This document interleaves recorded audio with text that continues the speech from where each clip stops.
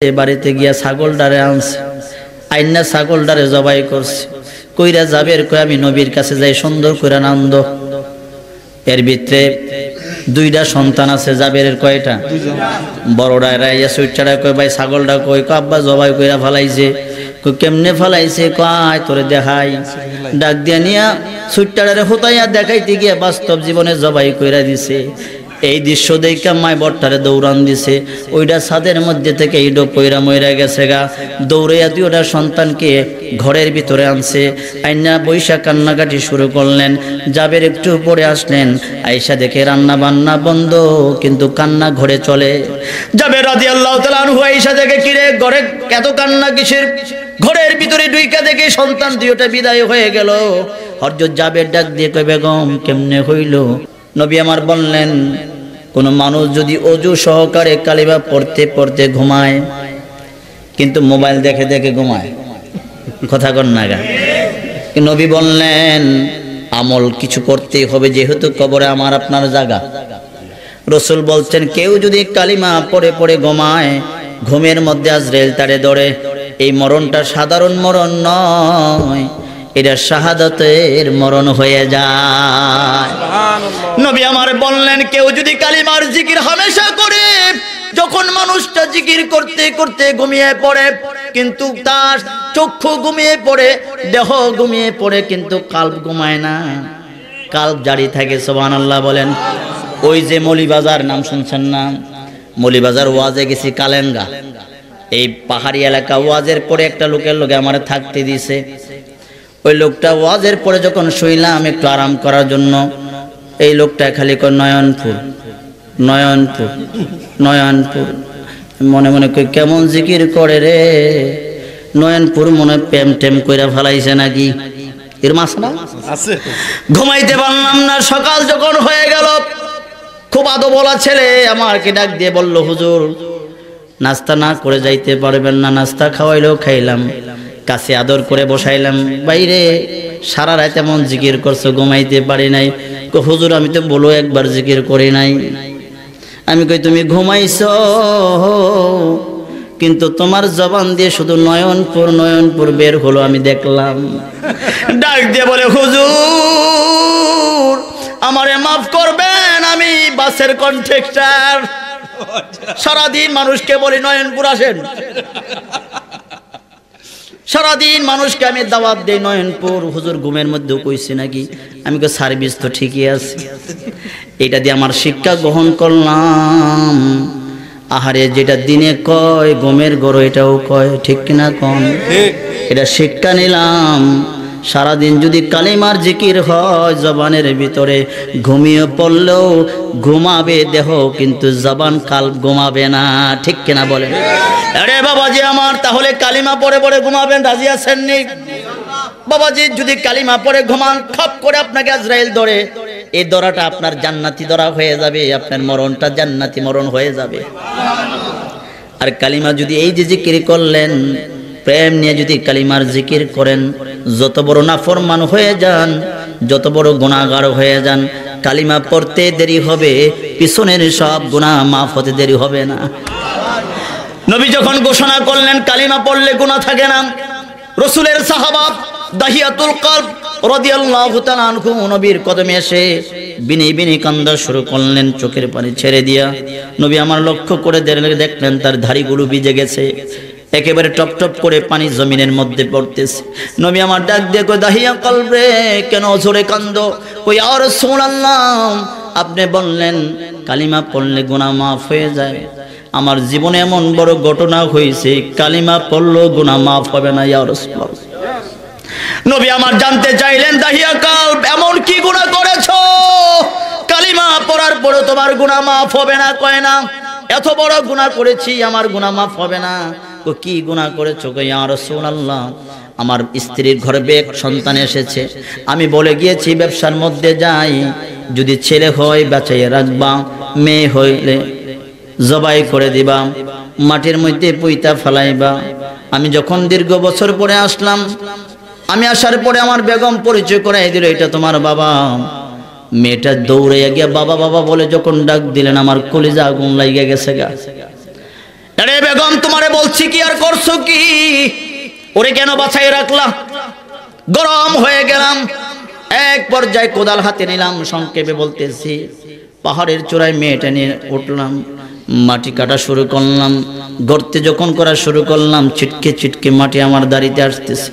আমার কচি মেয়ে আমার দাড়ি থেকে মাটিগুলো ফালাইয়া ডাকে আর কয়, বাবা এত বড় গর্ত তুমি কার জন্য করো গো বাবা, কিসের জন্য করো গো বাবা? আমি মেয়ের কথার জবাব দিলাম না। নবীজি গো, গর্ত যখন করা হয়ে গেল, আমি আমার মেয়েটাকে ধাক্কা মেরে গর্তের ভিতরে ফেলে দিলাম। মেয়েটা বাবা বাবা বলে চিৎকার করা শুরু করে দিল।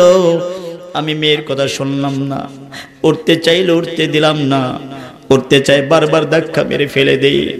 এক পর্যায়ে বড় একটা পাথর এনে মাথার মধ্যে আমি মেরে দিয়েছি।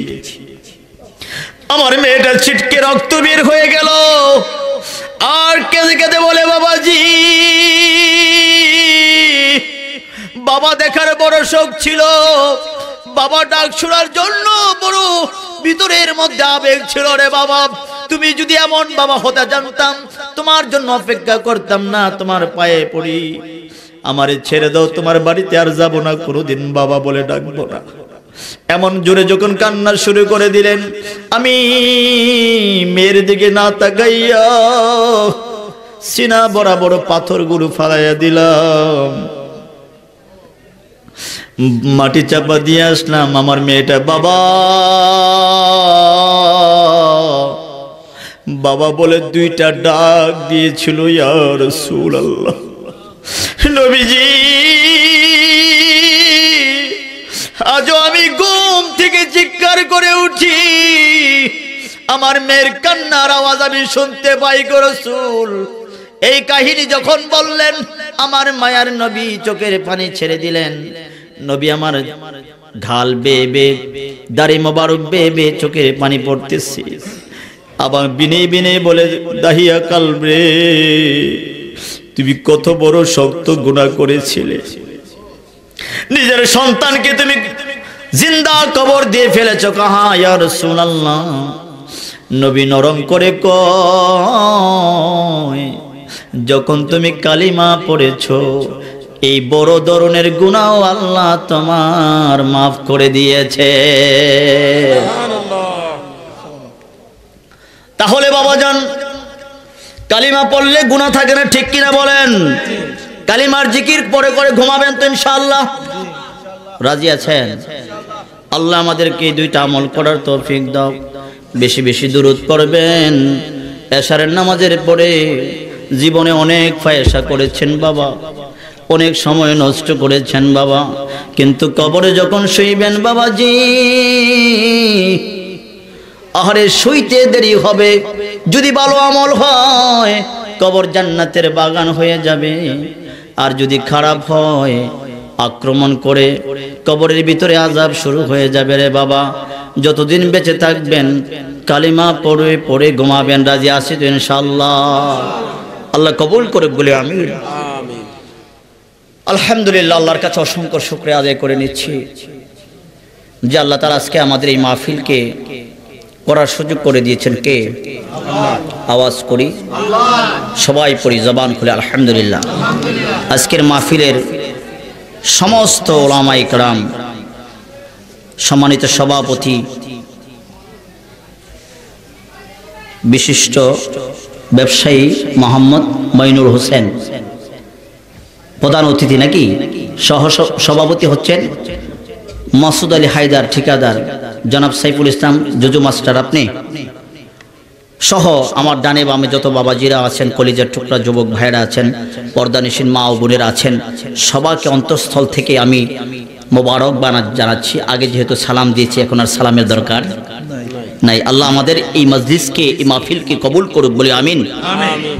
এখন সুবহানাল্লাহ, সুবহানাল্লাহ। তাহলে আল্লাহ বলতেছে, আমি যখন ডাক দেই, আমার হাবিব যখন ডাক দেয়, সবকিছু কাজ ছেড়ে দিয়ে চলে আসতে হবে। সুবহানাল্লাহ। নবী ডাক দিছে আব্দুল্লাহ ইবনে উবাই, যিনি মুনাফিকদের সর্দার ছিলেন।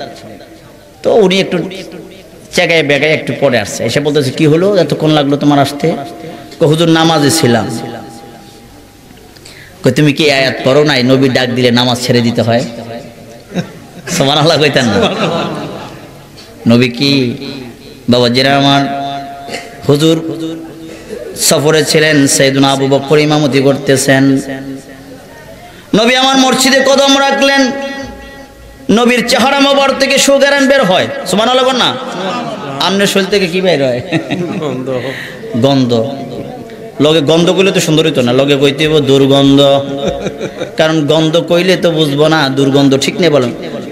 নবী যখন কদম রাখলেন চেহারা থেকে সুগন্ধ বের হয়েছে, কিছু কিছু সাহাবারা কইতেছে হায় আমার নবী আইসা পড়ছে রে, এইভাবে ঘুরে গেছে গা, নামাজের নিয়ত ছাইরা দিয়া নবীর দিকে তাকাইছে। কিছু কিছু সাহাবা হাততালি দেওয়া শুরু করেছে, বুখারীতে আছে। যখন দিলেন হাততালি, সাহাবারা কি করলেন? সরে গেলেন। ইমাম সাহেব হলেন সাইয়েদুনা আবু বকর, উনিও ঘুরে গেলেন গা। কই ইয়া রাসূলুল্লাহ আপনি আসছেন, খুশি ইমামতি করেন। কয় না না তুমি করো। সুবহানাল্লাহ সুবহানাল্লাহ। আমার আবু বকর ডাক দিয়ে কয় আমি করব ইমামতি, আমার মনিব যেই জায়গায় আছে, মনিব যেই জায়গায় আছে আমি করব ইমামতি। কেমনে ভাবলেন হুজুর? আমি গোলাম আপনার কাছে কোরবান। যখন নামাজ কথাবার্তা হওয়ার পরে নামাজ স্টার্ট করবে, কোথায় থেকে হুজুর নামাজ স্টার্ট হবে? যেখান থেকে পড়ছেন এখান থেকে। নবীর সাথে কথা বললে নামাজ ভাঙ্গে না। সুবহানাল্লাহ। নবীর সাথে কথা বললেন নামাজ কি হয় না? ভাঙ্গে না।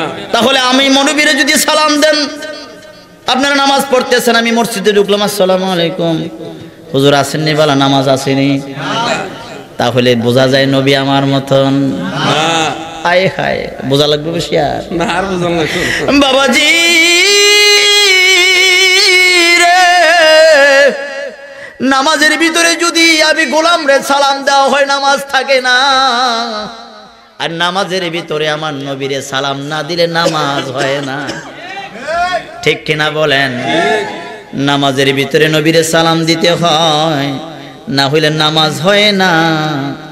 আর আপনারা সালাম দিলে নামাজ হয় না, ঠিক কিনা বলেন? তাহলে বোঝা যায় নবী আমার মাশাআল্লাহ। বুঝলেন? নবী আমার মতন। আরে আব্বাজান, আল্লাহ বলছেন যদি ডাক দিয়ে আমার হাবিব আসতে হবে। আবু জাহেলের ছেলে ইকরামা রাদিয়াল্লাহু তাআলা আনহু, হে হইল আবু জাহেল, তার ঘরে হইছে নবীর সাহাবা। সুবহানাল্লাহ বলেন। আবু জাহেলের ঘরে হইছে নবীর সাহাবা। নবী আমার যা ইকরামার সামনে দাঁড়ায় গেলেন গা। নবীজি আপনাকে আমি ভালোবাসি, আপনার কথাবার্তা চমৎকার, আপনার সবকিছু ভালো লাগে, মনটা চাই কালিমা পড়ার জন্য। আমার বাপটা বড় বদমাস, আমার বাপটা আপনার কষ্ট দেয়, কিন্তু আমার কলিজাটা দিয়ে আপনাকে মহাব্বত করি। পাড়ার মানুষে কয় আপনি নবী? কাহা আমি নবী। আমি তো জানলাম না আপনি কেমনে নবী হইলেন। যদি আমার একটু নবী হওয়ার একটা মুজিজা দেখাইতেন, আমি তাইলে কালিমা পড়তাম। নবী আমার ডাক দিয়ে কই ইকরামা, তোমারে কি দেখাইতে পারি, কি দেখতে চাও? ইকরামা ডাক দিয়ে কই ইয়া রাসূলুল্লাহ, ওই যে পাথরটা দেখা যায়, এই পাথরটারে বলেন না আসার জন্য, তারে বুঝবো আমি। সুবহানাল্লাহ। নবী আমার কই ইকরামা রে তুই যা গিয়া কবি আব্দুল্লাহর বেটায় বলছে আসার জন্য। সুবহানাল্লাহ। পাথরের কাছে গিয়ে বললেন এই পাথর তোমরা যাইতে কইছে, পাথর দিছে দৌড়। সুবহানাল্লাহ বলে। সুবহানাল্লাহ। নবীর কদমে হাজির। আবার ইকরামা বলে হুজুর আবার বলেন যাওয়ার জন্য, আবার গেছে গা পাথর। যেই পাথর আপনারে চিনলো, এতে বোঝা যায় আপনি নবী। সুবহানাল্লাহ। আর বোঝার দরকার নাই, কালিমা পড়ান আমারে। সুবহানাল্লাহ কোন। সুবহানাল্লাহ। ও আব্বাজান, এক ইহুদির সামনে আয়েশা পড়ছে। আয়েশা কয় আব্দুল্লাহর বেটা তুমি বলে নবী? কাহা? তাহলে একটা প্রমাণ দাও। কই যে খেজুর গাছটারে কইবা আমি ডাকছি। খেজুর গাছের কাছে গিয়ে বলে খেজুর গাছ, তোমার হাত নাই, পাও নাই, তোমার কান নাই, কোনো কিছু নাই, তুমি বুঝবাও না। তারপরে বলতেছি তোমারে কইছে যাওয়ার জন্য, শুধু বলছে। একেবারে শিকুরুদ্দা লইয়া নবীর কদমে হাজির হয়ে গেছে। সুবহানাল্লাহ। ইহুদি ডাক দিয়ে কয় যে আর কথা গাছে শুনে, এটা নবী ছাড়া কেউ না। কালিমা পড়ে মুসলমান হয়ে গেলেন।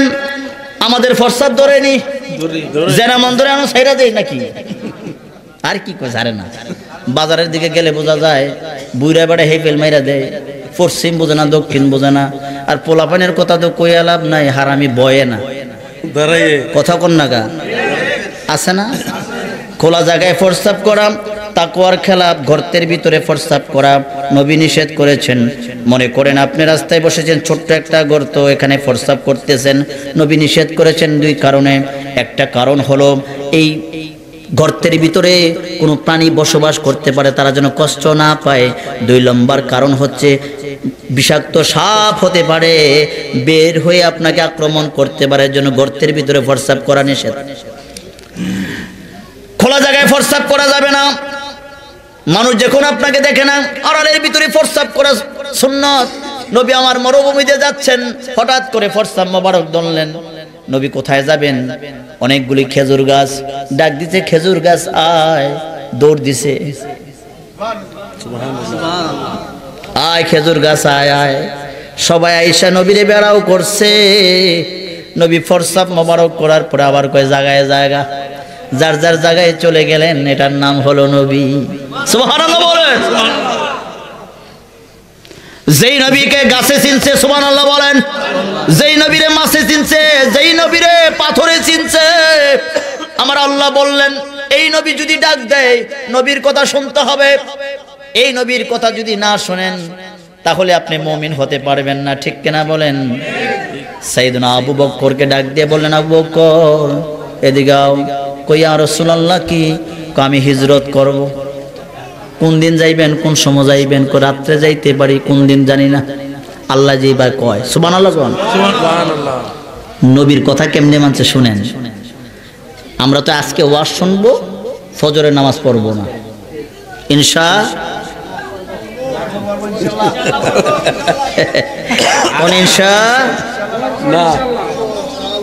পড়েন বলেন ইনশাআল্লাহ পড়ব হ্যাঁ একবার গরু কিন্তু গেছে কি কিন্তু গেছে গরু তো এক বুড়া মানুষ তো এই কথা কইেন না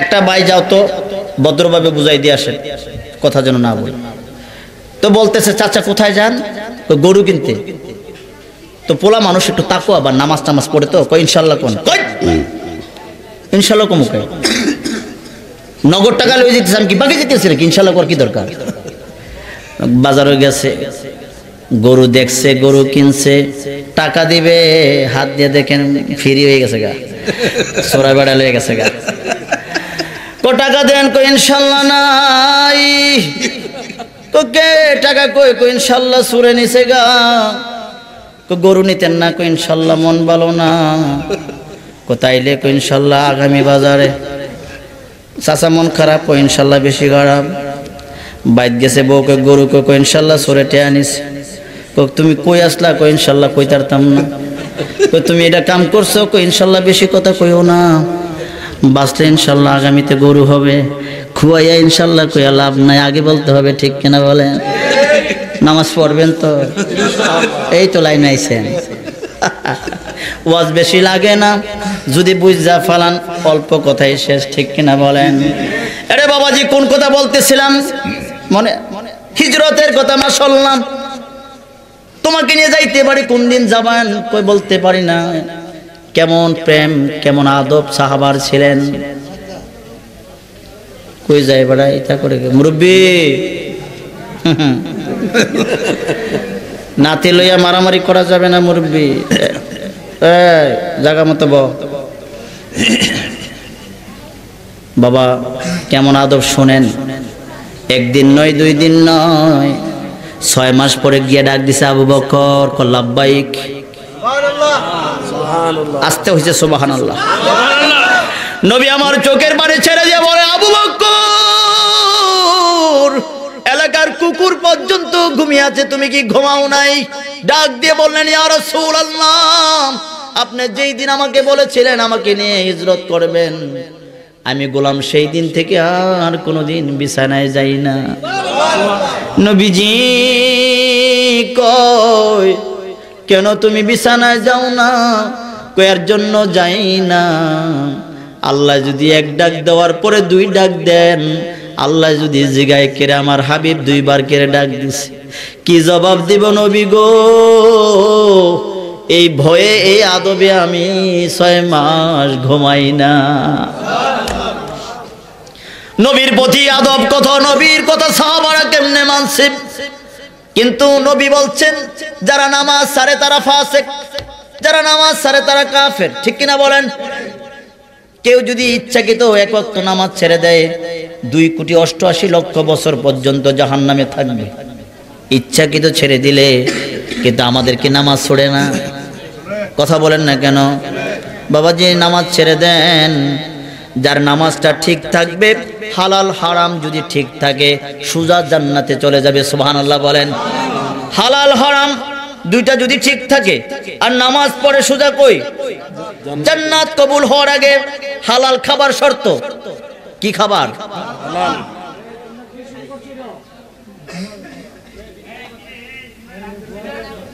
বাড়ির ভিতরে মাহফিল দিছে কারা? ওইটা ওই মুরব্বী আব্দুর রাজ্জাক।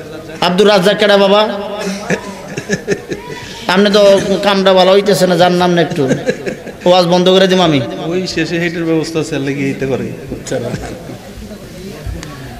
বুঝে যাবো আমার রশি বাইন্দা এখানে ইয়া দিবেন, কি জানি কয়, খানা দিবেন, পরে যারা আসবে একটা যেন না পায়, ঠিক কিনা বলেন? ওয়াজ শুনবা না, কিন্তু পোটলার জন্য এসে মরবা, উইদাউট পোটলা। যারা ওয়াজ শুনবে তাদেরকে দিবেন, যারা ওয়াজ শুনবে না রশি বাইন্দা আটকাবেন। রাজি আছেন? ও রাজি আছেন, কে মারামারি লাগাইতো? আপনারা সব কথা হ্যাঁ হ্যাঁ কোন, এটা চাইলাম আর কি। আপনারা কি ভালো মানুষ না? না, কাজ্জা লাগাই না মানুষ। আপনারা এই কাম করা যাবো না, সর্বনাশ। খাওয়াই দিয়েন, দরা খাইবে এই জায়গায়, ঠিক কিনা বলেন? বাবাজিরা আমার, যে কথা বলতেছিলাম, নামাজ ছাড়া যাবে। নামাজ যদি ছেড়ে দেন তাহলে জাহান্নামে যাবেন। হালাল খাইলে, সেজদা দিলে, আল্লাহ বলেন ওয়াসজুদু ওয়াক্তারিব, সেজদা দিতে দেরি হয়, আল্লাহ কাছে আসতে দেরি হয় না। শর্ত হলো হালাল খাবার। হালাল খাবার যদি না খান তাহলে আপনার ইবাদত কবুল হবে না। ইব্রাহিম বিন আদম, শুনে নেন, মনোযোগ, এই ওয়াজটা যথেষ্ট জীবন পরিবর্তনের জন্য। ইব্রাহিম বিন আদম নামাজ পড়তেছেন, নামাজ পড়ে মোনাজাত দিতেছেন। একটা ফেরেশতারে কয়, এই যে লোকটা বুজুর্গ, ইব্রাহিম বিন আদম কেমন বুজুর্গ ছিলেন, নদীর মাছ ওনার কথা শুনতেন। সুবহানাল্লাহ বলেন। এমন ব্যক্তি নামাজের পরে যখন মোনাজাত দিলেন, একটা ফেরেশতা কয় ওনার ইবাদত 1 বছর ধরে কবুল হয় না। আর এক ফেরেশতা কয় কেন হয় না? উনি মালিকের অজান্তে 2টা খেজুর খাইয়া ফেলাইছে। কয়টা খেজুর? কান্না শুরু করে দিলেন, হায় হায় রে, 1 বছর পর্যন্ত আমার ইবাদত কবুল না হওয়ার কারণ তো আমি জানলাম। খেজুর কই খাইলাম? হায় হায়, যখন হজ করতে গিয়েছিলাম মালিকের দোকানে খাইছিলাম, মনে হইছে। ইব্রাহিম বিন আদমের বাড়ি হলো জেরুজালেম, ফিলিস্তিন। ওখান থেকে 3 মাস লাগাইয়া হেঁটে হেঁটে মক্কায় গেলেন, গিয়া দোকানের মধ্যে অবস্থান করলেন। গিয়ে দেখি একটা যুবক দাঁড়িয়ে রইছে। বাবা, এটা কার দোকান? অমুক মুরব্বির। কহা, উনি কোথায়? কই মারা গেছে, আমি ওনার সন্তান। বাবা, 2টা খেজুর কিনতে যাইয়া, টেস্ট করতে যাইয়া খাইয়া ফেলাইছি। আমি দাবি ছুটানোর জন্য জেরুজালেম থেকে আসছি। কই খেজুরের মালিক আমরা 2 ভাই। আমি এই জায়গায় আছি, আমার থেকে 300 বছরের রাস্তা। আমার আরেক ভাই একটা দোকান নিয়ে বসা আছে। আমার থেকে দাবি নেওয়ার পরে আমার ওই ভাই থেকে দাবি ছোটানোর জন্য আপনাকে যেতে হবে 300 বছর, 300 কিলোমিটার দূরে। উনি 300 কিলোমিটার হেঁটে হেঁটে ওই যুবকের কাছে গিয়ে দাবি ছোটালেন। দাবি ছোটাই আসার পরে যখন আল্লাহু আকবার করে দীর্ঘ 1 বছর ঘুরে গেলেন, আসতে যাইতে যাইতে এই ফেরেশতা পিছন দিক দিয়ে ডাক দিয়ে কয়, আজকে 1 বছরের সমস্ত ইবাদত আল্লাহ কবুল করে নিয়েছে। খেজুর কিনতে গিয়া যদি একটা খেজুর ভুলে খাইয়া ইবাদত নষ্ট হয়, কিছু কিছু বাদাম আছে, বাদাম কিনতে যাই এবার 1 পা খাইয়া ফেলায়। ওই ঠিক কিনা কও? বুট কিনতে যাইয়া কয় বুটটা কি নরম না গরম, এখন বাজছেন না কালকা বাজছেন, কইতে কইতে যেটা খাওয়াতে খাইয়ে লাই। কয় টিয়ার দিমু, কয় না টেস্ট লাগে না, কিন্তু যা খাওয়ার তো খাইয়ে লেছি। এরকম আছে না? বাবা ইব্রাহিম বিন আদম খেজুর বলে খাওয়ার পরে ইবাদত বন্ধ হয়ে গেছে, কবুল হয় নাই। এমন যারা করবেন কি বালানি বালানি করে খাইবেন, আপনাদের দশা এমন হবে। তাহলে কি আর খাইবেন নাকি আমল করবেন আজকে থেকে? যদি আমল করেন তো আলহামদুলিল্লাহ, আর যদি মালিকের অবর্তমানে খান তাহলে অবস্থা হবে এমন। ওরে আব্বাজান, ইবাদত কবুল হওয়ার জন্য পূর্ব শর্ত হলো হালাল খাওয়া।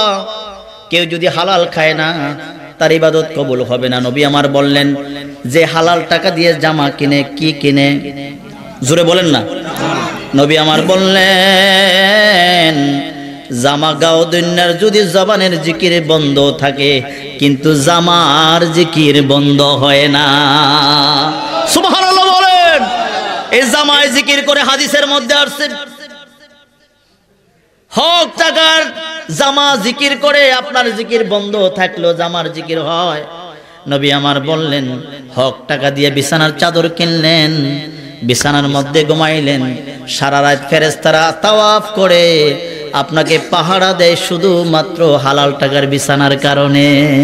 সুবহানাল্লাহ বলেন। এখন আমরা হালাল আসেনি, আসেনি, সুদ আসেনি এলাকায়, এই আসে রে বলবেন আছে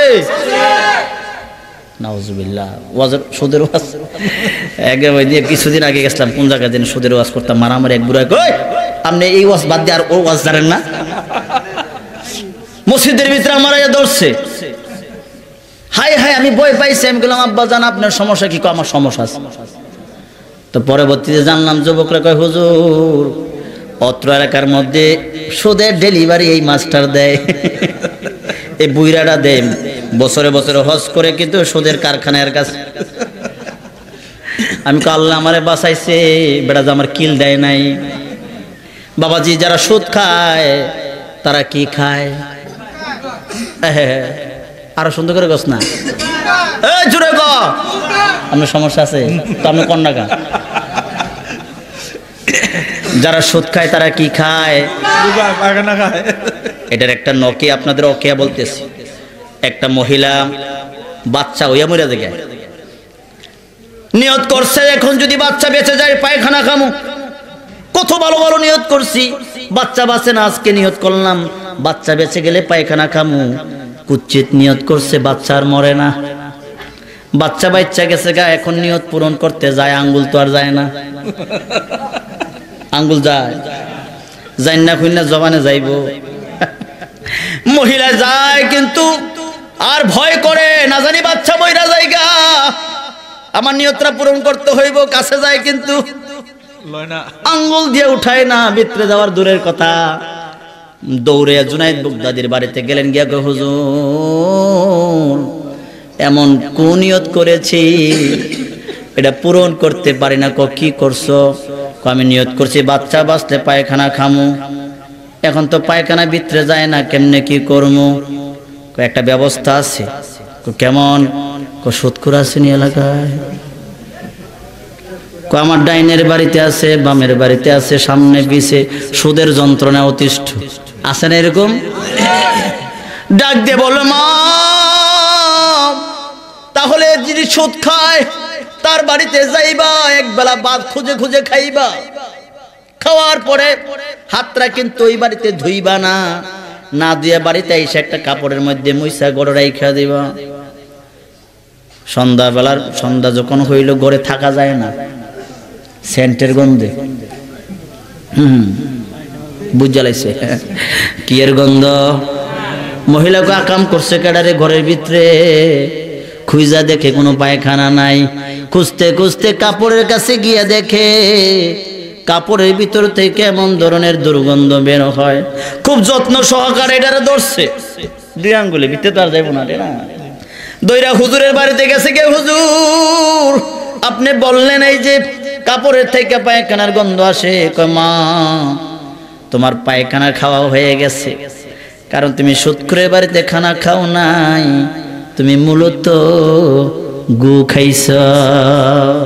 নাউজুবিল্লাহ বলেন। যারা সুদ খায় তারা কি খায়? জোরে বলেন কি খায়? এই তো বেটা স্লোগান ঠিক আছে। এটা কি কারামো?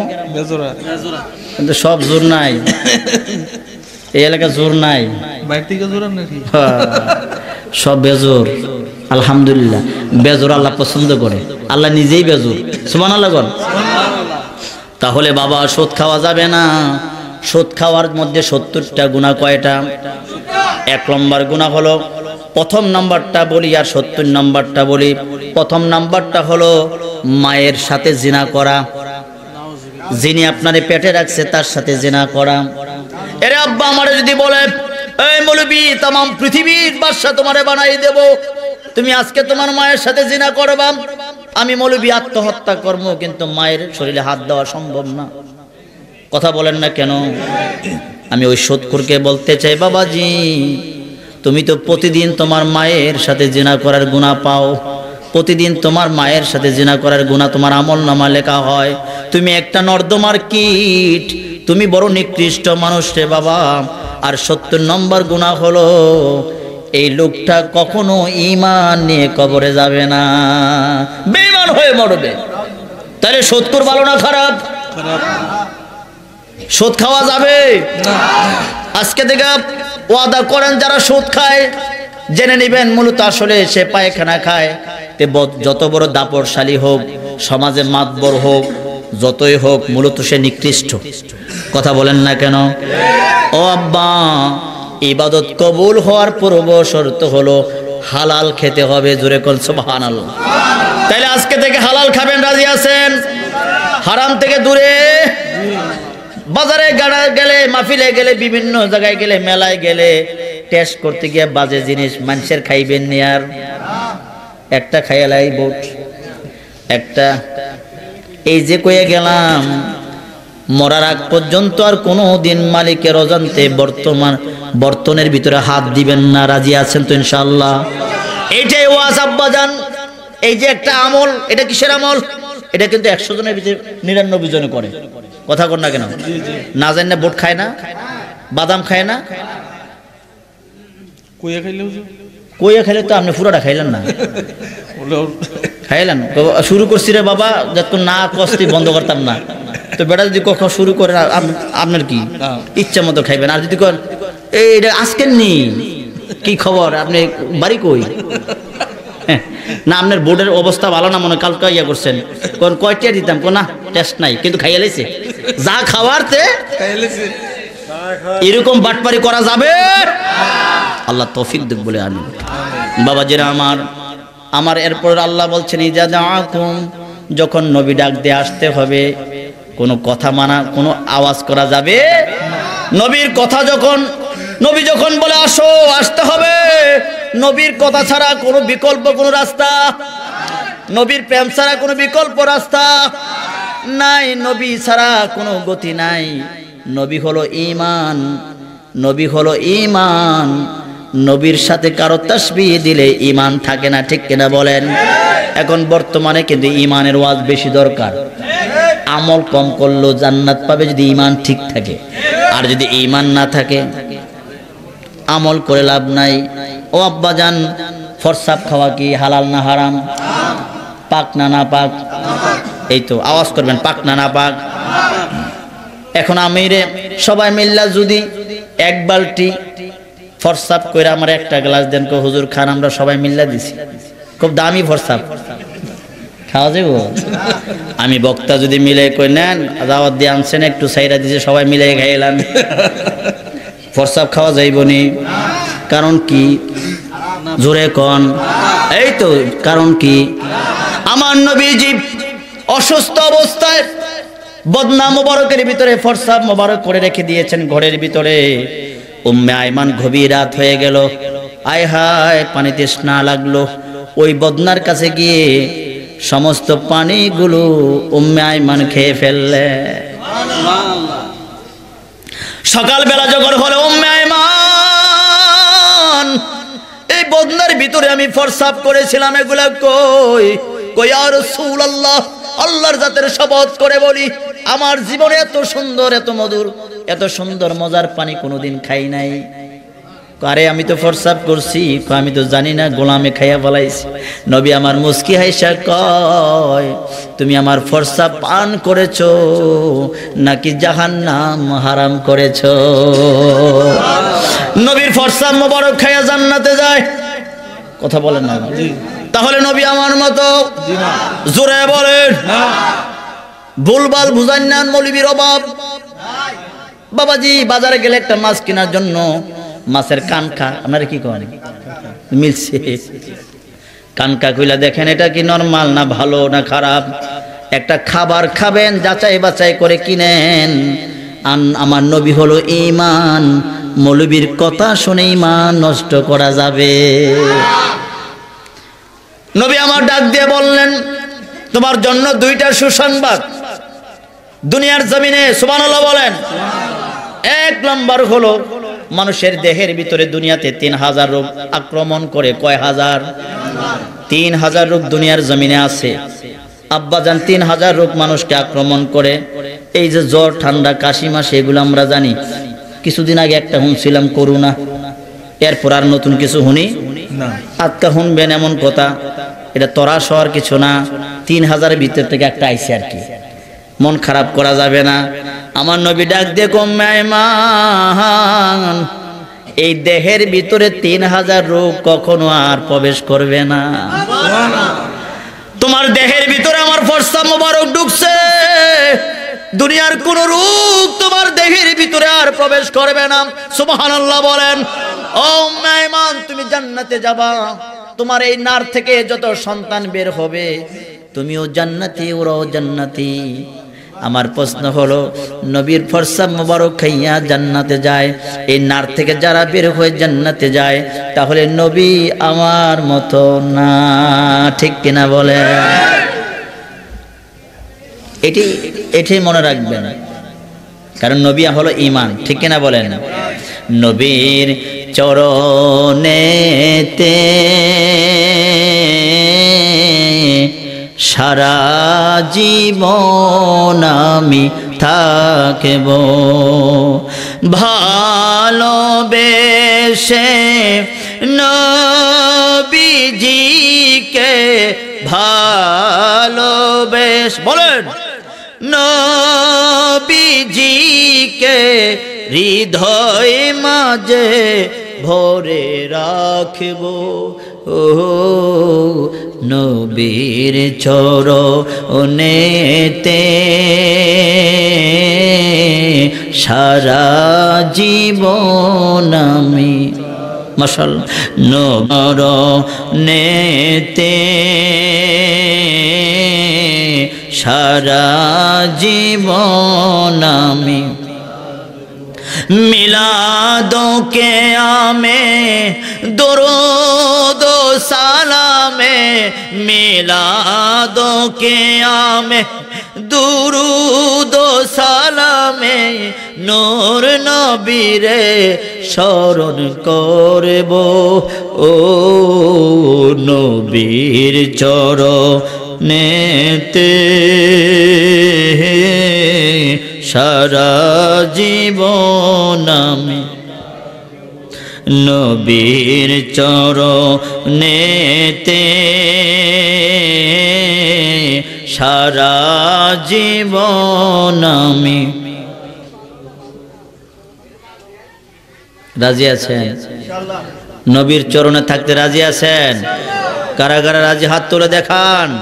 নারায়ে তাকবীর, নারায়ে রিসালাত, নারায়ে রিসালাত। আল্লাহ কবুল করুক, বলি আমিন। বাবাজি, নবী হলো ঈমান, এই নবীরে ভালোবাসতে হবে জীবন দিয়া, ঠিক কিনা কোন? লা ইউমিনুন হাত্তা আকুনা হাব্বা ইলাইহি মিন ওয়ালিদিহি ওয়া ওয়ালাদিহি ওয়ান নাসি আজমাইন। ওই ব্যক্তি মুমিন না যদি সন্তান থেকে, বউ থেকে, সম্পদ থেকে আমার নবীর মহাব্বত না করে।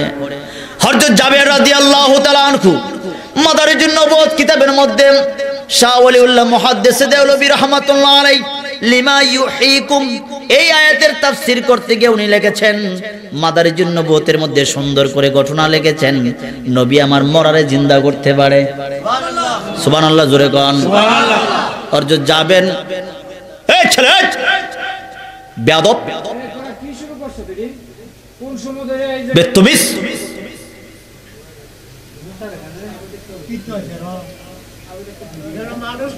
কোরআনে বলছে ওয়াইজাল কুরআনা ওয়াইজাল কুরিয়াল কুরআনা ফাসতামিউ ওয়ানসিতু, কোরআনের আলোচনা যেখানে হয় নীরব থাকা ফরজ, নামাজ পড়া যেমন ফরজ, আলোচনা চুপ করে শোনা ফরজ। কি হচ্ছে এই জায়গায়?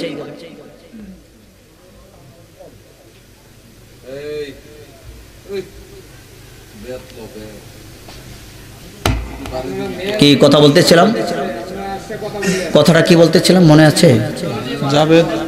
জাবের নবী গেছেন, নবীর কাছে জাবের গেলেন, গিয়ে দেখে 1500 মানুষ।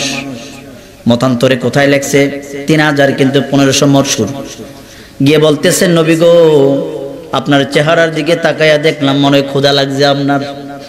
সুবহানাল্লাহ বলেন। ইয়া রাসূলুল্লাহ, নবীজি আমি গোলাম আপনাকে মেহমানদারি করতে চাই, আপনার ক্ষুধা মনে হয়? নবী আমার বললেন, হ্যাঁ আমার ক্ষুধা লাগছে সাহাবা, আমার ঘরে আপনার দাওয়াত, লগে আপনার 4 খলিফারে নিয়ে যায়েন। সুবহানাল্লাহ সুবহানাল্লাহ।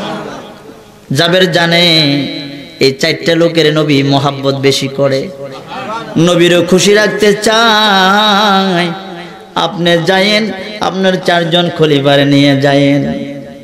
নবী ডাক দিয়ে সবারে দাওয়াত দিয়ে দিলেন। 1500 মানুষ, এই তোমাদের সবার দাওয়াত। সুবহানাল্লাহ কোন দৌড়াইয়া নবীর কদমে আস্তে করে কইয়া রাসূলুল্লাহ আমারে মনে বেয়াজ্জতি করবেন। কই কি হইছে? নবী গো ঘরের ভিতরে 2 কেজি আটা আছে, একটা ছাগল আছে, আপনার মহাব্বতে ছাগলটা জবাই করে দিমু, আর এই যে 2 কেজি আটা পাক করবো, মনে হয় 4 জনে খাইতে পারবেন। নবী আমার কয় টেনশন করবা না, যাও খানা পাক করো, মেহমানদারের দায়িত্ব আমার। আটা কয় কেজি? 2 কেজি। এই জোরে বলেন কয় কেজি? মুতারে যুদ্ধের ভিতরে 30,000 মানুষ, খাবার নাই। খুব মনোযোগ, নবী কি বুঝাইতেছি, এটা নবীর শানের আয়াত তুলছি। খারাপ লাগতেছে বাবা? খারাপ লাগলে কইেন, লুকমা দিবেন, ওই বন্ধ করেন, রাজি আছি। বলেন 30,000 মানুষ, খাবার নাই।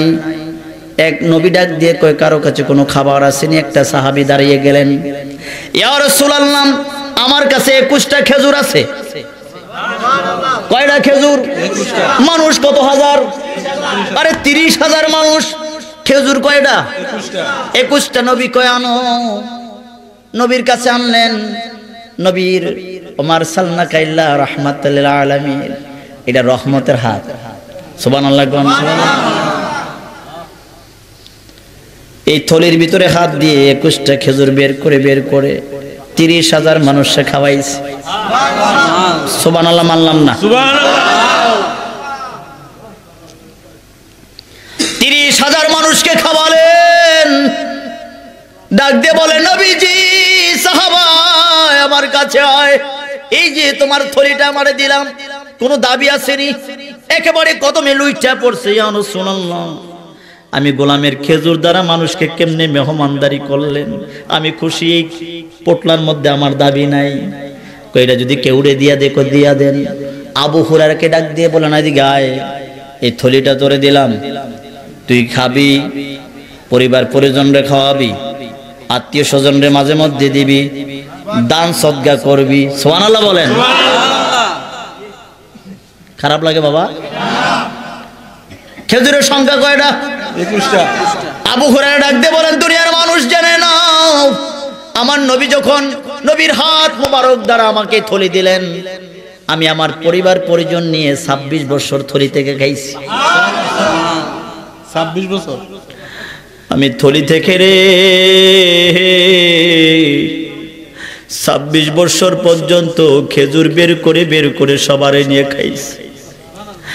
12,000 মন, 1 মন 2 মন নয়, 12,000 মণ থলি থেকে আমি সদকা করেছি। ও দুনিয়ার মানুষ, সেটা আমার নবী রাহমাতুল লিল আলামিন। এই নবীর সাথে কারো তুলনা হয় না, তুলনা হয় না। আমার নবী আসলেন, ক্ষুধা লাগছে। আম্মা জান আয়েশাকে বলে, বেগম ক্ষুধা লাগছে, কয় বসেন রুটি বানায়া দেই। নবী আমার ডাক দিয়ে কয় চুলায় যাও, তুমি চুলা গরম করো, আমি রুটি বানায়া দেই। নবী আমার রুটি বানায়া দিলেন। আম্মা জান রুটি বানায়া চুলার মধ্যে দিলেন। চুলার মধ্যে দেয়, রুটি হয় না।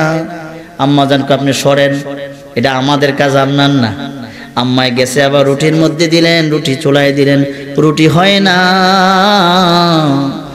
আম্মা কয় ব্যাপার কি, চুলায় আগুন আছে, রুটি কেন হয় না? নবী আমার কয় আজকে আর রুটি খাওয়া হবে না। আম্মা জান যখন আম্মা জানকে যখন বলেন, আম্মা কয় কেন হবে না, কেন রুটি হয় না? কয়ের জন্য রুটি হবে না, এই কাইয়ের ভিতরে আমি নবীর হাত লেগেছে। সুবহানাল্লাহ বলেন। এই ময়দার ভিতরে আমার হাত লেগেছে। রাহমাতুল লিল আলামিনের হাত যেই জায়গায় লাগছে, আগুন আর লাগবে না। আমি তো বুঝলাম না গো বেগম, রুটি আর হবে না। আমার নবী ডাক দিয়ে কই যাবে, যা যা যা রান্না কর, আমি খাওয়ামু। রান্না করতে গেছে, বাড়িতে গিয়া ছাগলটারে আনছে, আইনা ছাগলটারে জবাই করছে। কইরা যাবে, কই আমি নবীর কাছে যাই, সুন্দর কইরা নান্দ। এর ভিতরে 2টা সন্তান আছে জাবেরের। কয়টা? বড়রা রাইয়া সুইটারা কয় ভাই ছাগলটা কই? আব্বা জবাই কইরা ফালাইছে। কই কেমনে ফালাইছে? কয় তোরে দেখাই। ডাক দিয়া নিয়া সুইটারে হুতাইয়া দেখাইতে গিয়া বাস্তব জীবনে জবাই কইরা দিছে। এই দৃশ্য দেখে মাই বট্টারে দৌড়ান দিছে। ওইটা ছাদের মধ্যে থেকে ইডো পয়রা মইরা গেছে গা। দৌড়াইয়া 2টা সন্তানকে ঘরের ভিতরে আনছে, আইনা বৈশা কান্নাকাটি শুরু করলেন। জাবের একটু পরে আসলেন, আয়েশা দেখে রান্না বান্না বন্ধ, কিন্তু কান্না ঘরে চলে। জাবের রাদিয়াল্লাহু তাআলা আনহু আয়েশা দেখে, কিরে ঘরে এত কান্না কিসের? ঘরের ভিতরে ঢুইকা দেখে সন্তান 2টা বিদায় হয়ে গেল। হযরত জাবের ডাক দিয়ে কয় বেগম কেমনে হইল? কই এমনি এমনি হইল। কো হয়ে যাক, মইরা গেছে জাগা।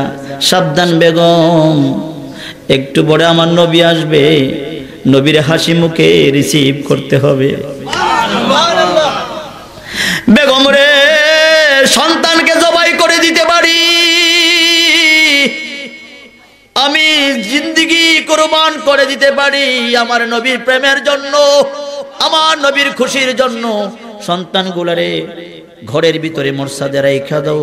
সাবধান করে বললাম, তোমার চেহারার ভিতরে যখন কোনো কান্না দেখা যায়, নবী যেন বুঝতে না পারে। নবী কি বোঝে না?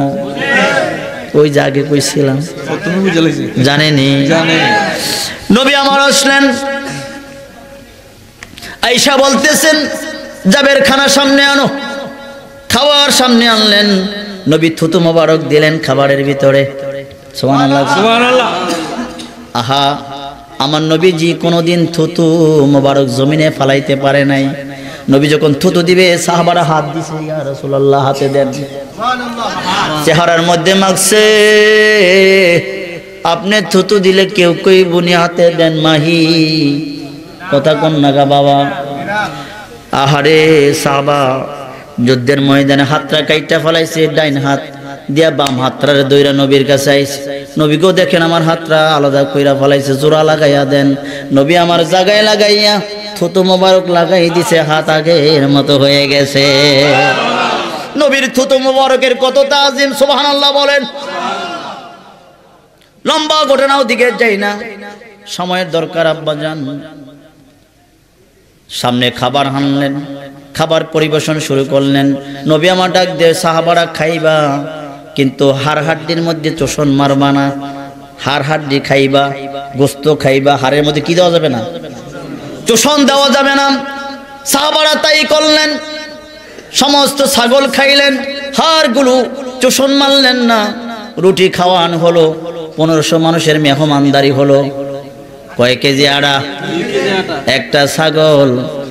আমি সহ যদি কুমিল্লার সমস্ত মৌলবীরা বৈশা দোয়া ইনুস পড়া শুরু করি, 2 কেজি আড়া দিয়া 200 মানুষকে খাওয়ানো সম্ভব হবে না। হবে না। হইব বাবা, যদি 2 কেজি আডা 200 জন মৌলবীর দোয়া ইউনুস পয়রা যদি বরকত না করা যায়, এতে বোঝা যায় নবী আমাদের মতন না, ঠিক কিনা বলেন? আরে বাবাজি, খাবার দাবার হয়ে গেল, নবী আমার খাইতে বসলেন। খাইতে বৈশা কয়ে যাবে, তোমার 2টা ছেলেরে ডাক দাও, আমার সাথে খাইবে। যখন বললেন, জাবের হাউ মাউ করে কেঁদে দিলেন। কেড়ে যাবের কেন কান্দ? কোথায় পাবো সন্তান নবীজি? নবী গো, সন্তান 2টা দুনিয়া থেকে বিদায় হয়ে গেল। নবী আমার কয়, কোন সময়? আপনি আসার আগে তো এমন বিদুর ঘটনা হয়ে গেল, 2টা সন্তান দুনিয়া থেকে বিদায় হয়ে গেল। জাবের রে, তোর চেহারার ভিতরে কোনো কান্না দেখলাম না, তোর বেগমের চোখে কান্না দেখলাম না, শুধু আনন্দ দেখলাম। জাবের ডাক দিয়ে বলে, নবীজি গো, আপনি আমার ঈমান, আপনি আমার ঈমান, আপনি আমার ঈমান। সন্তান জবাই করে দিতে পারি, আমি নিজে কুরবান হতে পারি, কিন্তু আপনাকে কষ্ট দিতে পারি না গো রাসূল। আপনি কষ্ট পাবেন এর জন্য কান্না করি নাই। সন্তান দিওটা নাই। নবী আমার কয়, যা আমার কথা কবি, আর কিছু লাগবে না। নারে তাকবীর, নারে রিসালাত। ডাক দিয়ে বলে, আমার কথা কবি, সুবহানাল্লাহ বলেন। 2টা সন্তানের কাছে গিয়ে বললেন, বাবারা ওঠো। নবী ডাক দিছেন, কোরআনে বললেন, লিমা ইউহিকুম। নবী কইতে দেরি হইছে, শাহাদাত আঙ্গুল দ্বারা ইশারা দিয়েছে, মরা মানুষ দাঁড়ায়া গেছে গা।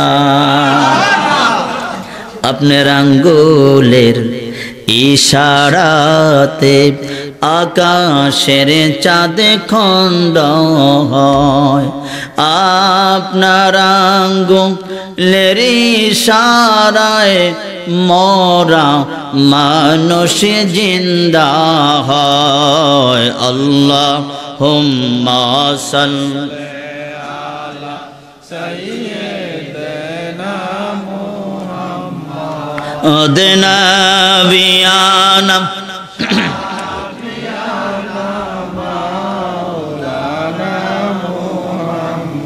বাবাজি আমার 2টা ছেলে দৌড়ে নবীর কদমে হাজির হয়ে গেলেন।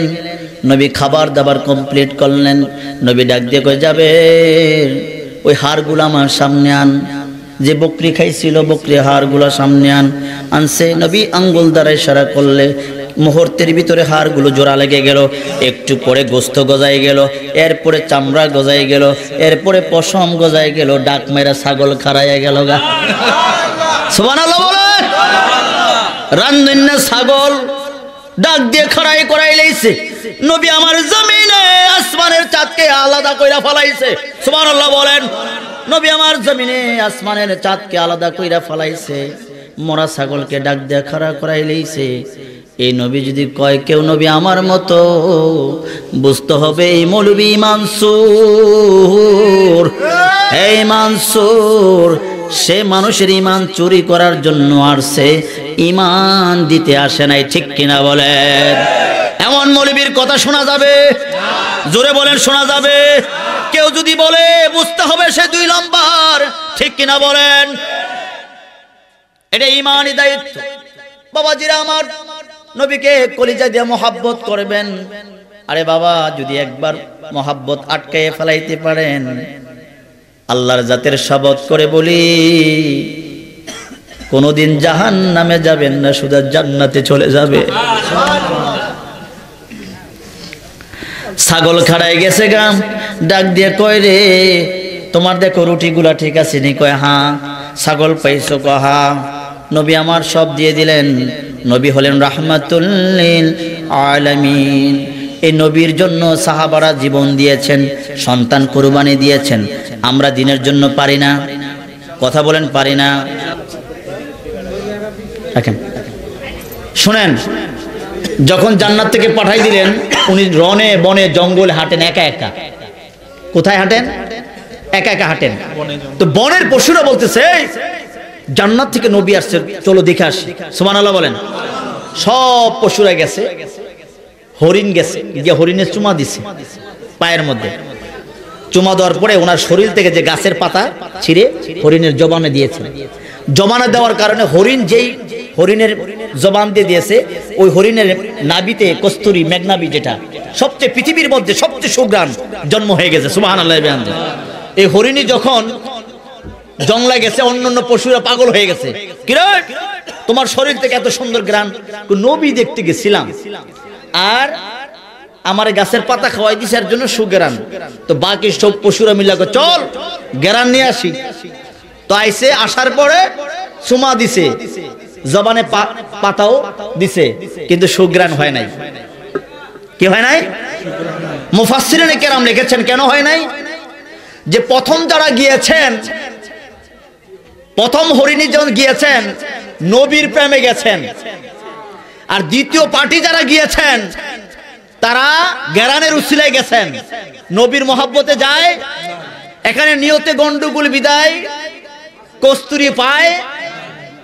এখানে নাম মাহফিলের জন্য কিছু আসছে, কিছু আসছে কিসের জন্য? গন্ডগোল আসেনি নিয়তের মধ্যে, এতটুকু মনে রাখবেন।